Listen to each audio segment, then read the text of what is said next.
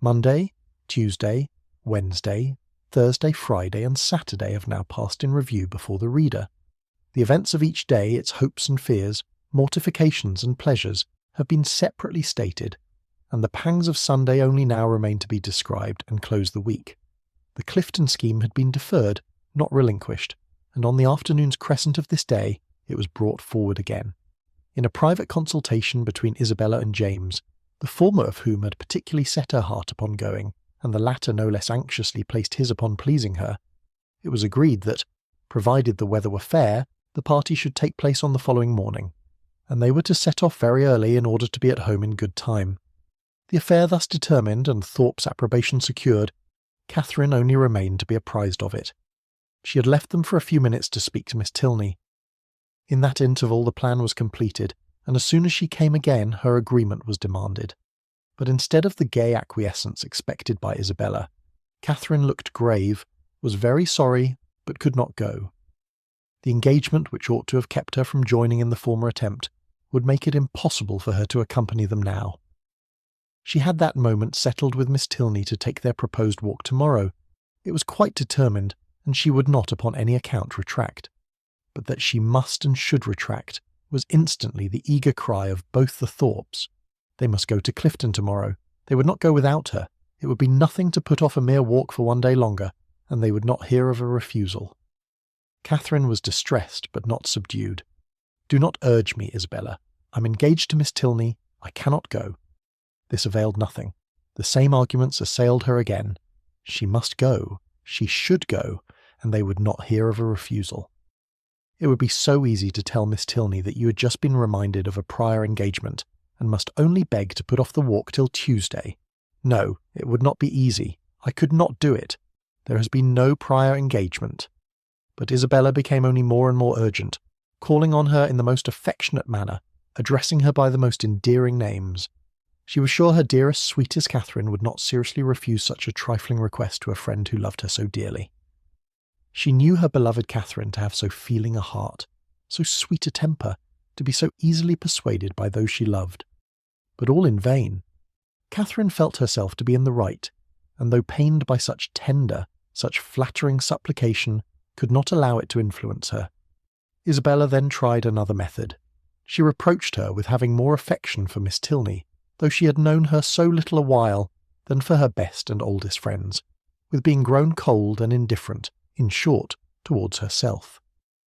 "I cannot help being jealous, Catherine, when I see myself slighted for strangers. I, who love you so excessively. When once my affections are placed, it is not in the power of anything to change them. But I believe my feelings are stronger than anybody's. I am sure they are too strong for my own peace, and to see myself supplanted in your friendship by strangers does cut me to the quick, I own. These Tilneys seem to swallow up everything else." Catherine thought this reproach equally strange and unkind. Was it the part of a friend thus to expose her feelings to the notice of others? Isabella appeared to her ungenerous and selfish, regardless of everything but her own gratification.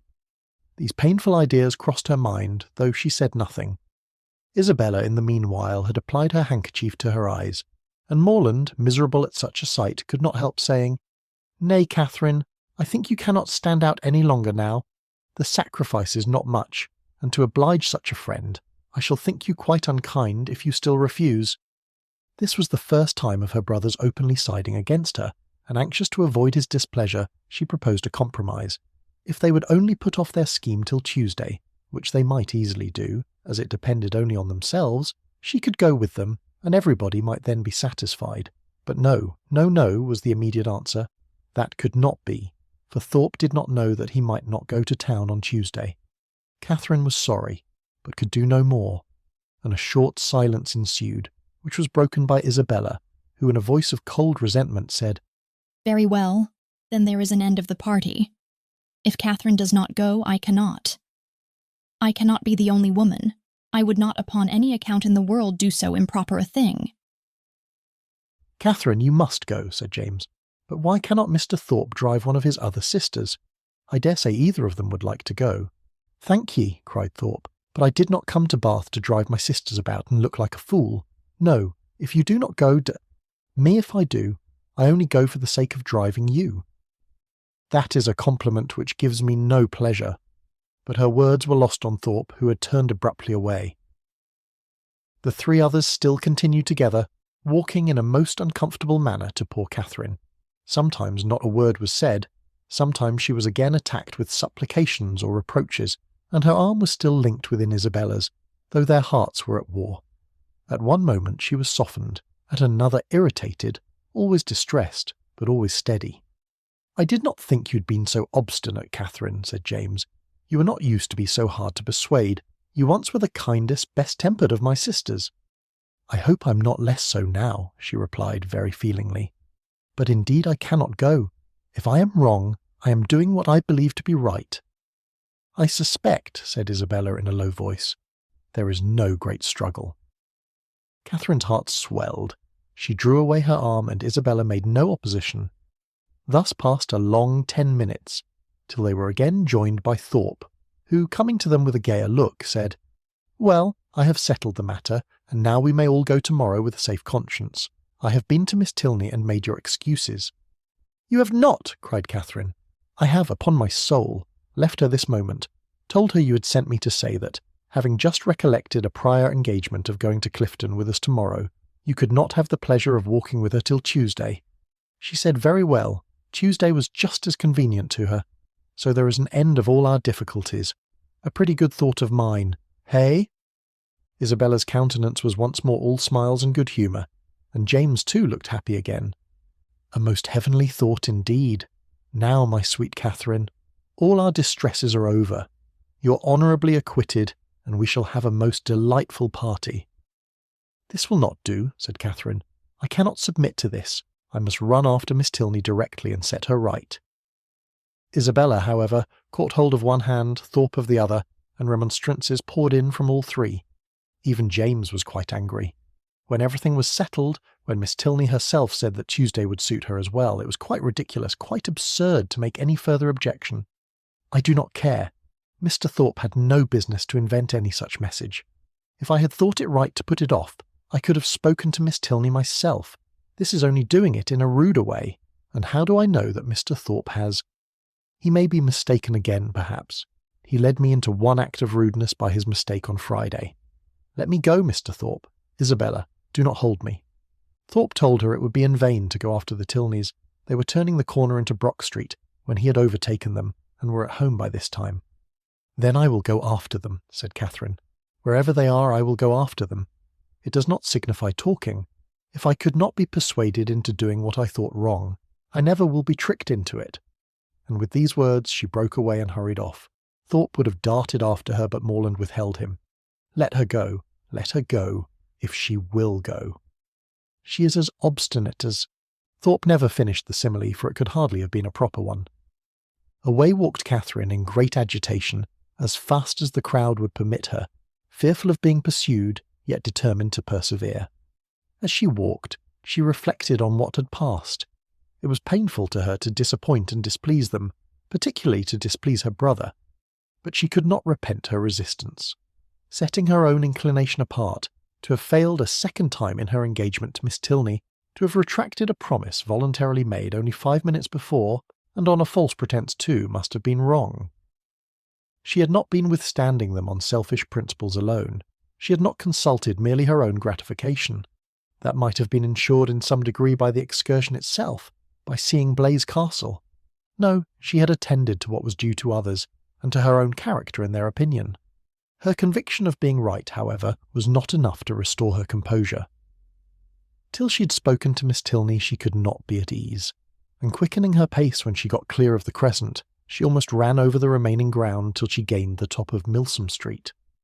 So rapid had been her movements that in spite of the Tilneys' advantage in the outset, they were but just turning into their lodgings as she came within view of them. And the servant still remaining at the open door, she used only the ceremony of saying that she must speak with Miss Tilney that moment, and hurrying by him proceeded upstairs. Then, opening the first door before her, which happened to be the right, she immediately found herself in the drawing-room with General Tilney, his son and daughter. Her explanation, defective only in being, from her irritation of nerves and shortness of breath, no explanation at all, was instantly given. "I am come in a great hurry. It was all a mistake. I never promised to go. I told them from the first I could not go. I ran away in a great hurry to explain it. I did not care what you thought of me. I would not stay for the servant." The business, however, though not perfectly elucidated by this speech, soon ceased to be a puzzle. Catherine found that John Thorpe had given the message, and Miss Tilney had no scruple in owning herself greatly surprised by it. But whether her brother had still exceeded her in resentment, Catherine, though she instinctively addressed herself as much to one as to the other in her vindication, had no means of knowing. Whatever might have been felt before her arrival, her eager declarations immediately made every look and sentence as friendly as she could desire. The affair thus happily settled, she was introduced by Miss Tilney to her father, and received by him with such ready, such solicitous politeness, as recalled Thorpe's information to her mind, and made her think with pleasure that he might be sometimes depended on. To such anxious attention was the general's civility carried, that not aware of her extraordinary swiftness in entering the house, he was quite angry with the servant whose neglect had reduced her to open the door of the apartment herself. What did William mean by it? He should make a point of inquiring into the matter. And if Catherine had not most warmly asserted his innocence, it seemed likely that William would lose the favour of his master forever, if not his place, by her rapidity. After sitting with them a quarter of an hour, she rose to take leave, and was then most agreeably surprised by General Tilney's asking her if she would do his daughter the honour of dining and spending the rest of the day with her. Miss Tilney added her own wishes. Catherine was greatly obliged, but it was quite out of her power. Mr. and Mrs. Allen would expect her back every moment.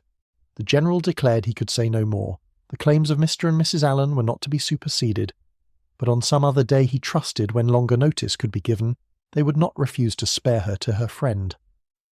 Oh no! Catherine was sure they would not have the least objection, and she should have great pleasure in coming. The General attended her himself to the street door, saying everything gallant as they went downstairs, admiring the elasticity of her walk, which corresponded exactly with the spirit of her dancing, and making her one of the most graceful beaux she had ever beheld when they parted. Catherine, delighted by all that had passed, proceeded gaily to Pulteney Street, walking, as she concluded, with great elasticity, though she had never thought of it before. She reached home without seeing anything more of the offended party, and now that she had been triumphant throughout, had carried her point, and was secure of her walk, she began, as the flutter of her spirits subsided, to doubt whether she had been perfectly right. A sacrifice was always noble, and if she had given way to their entreaties, she should have been spared the distressing idea of a friend displeased, a brother angry, and a scheme of great happiness to both destroyed, perhaps through her means. To ease her mind, and ascertain by the opinion of an unprejudiced person what her own conduct had really been, she took occasion to mention before Mr. Allen the half-settled scheme of her brother and the Thorpes for the following day. Mr. Allen caught at it directly. "Well," said he, "and do you think of going too?" "No, I had just engaged myself to walk with Miss Tilney before they told me of it, and therefore you know I could not go with them, could I?" "No, certainly not, and I am glad you do not think of it. These schemes are not at all the thing. Young men and women driving about the country in open carriages. Now and then it is very well, but going to inns and public places together, it is not right, and I wonder Mrs. Thorpe should allow it. I am glad you do not think of going. I'm sure Mrs. Morland would not be pleased." "Mrs. Allen, are not you of my way of thinking? Do not you think these kind of projects objectionable?" "Yes, very much so indeed. Open carriages are nasty things. A clean gown is not 5 minutes' wear in them. You're splashed getting in and getting out, and the wind takes your hair and your bonnet in every direction. I hate an open carriage myself." "I know you do, but that is not the question. Do not you think it has an odd appearance, if young ladies are frequently driven about in them by young men, to whom they are not even related?"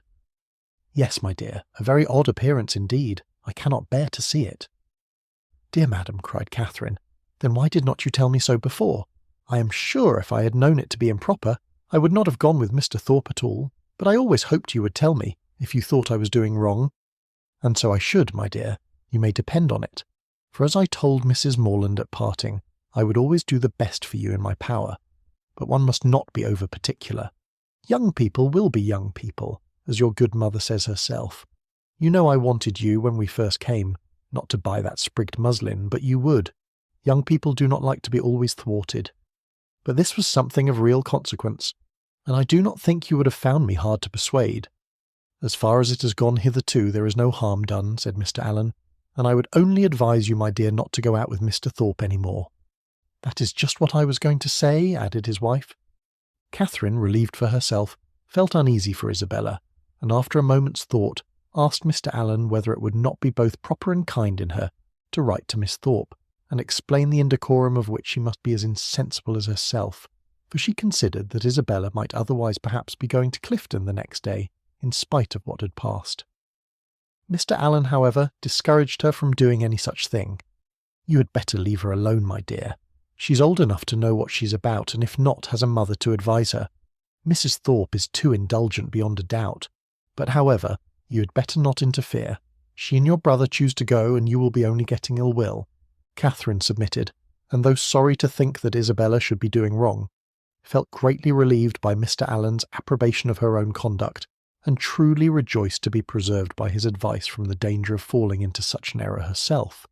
Her escape from being one of the party to Clifton was now an escape indeed, for what would the Tilneys have thought of her if she had broken her promise to them in order to do what was wrong in itself, if she had been guilty of one breach of propriety only to enable her to be guilty of another?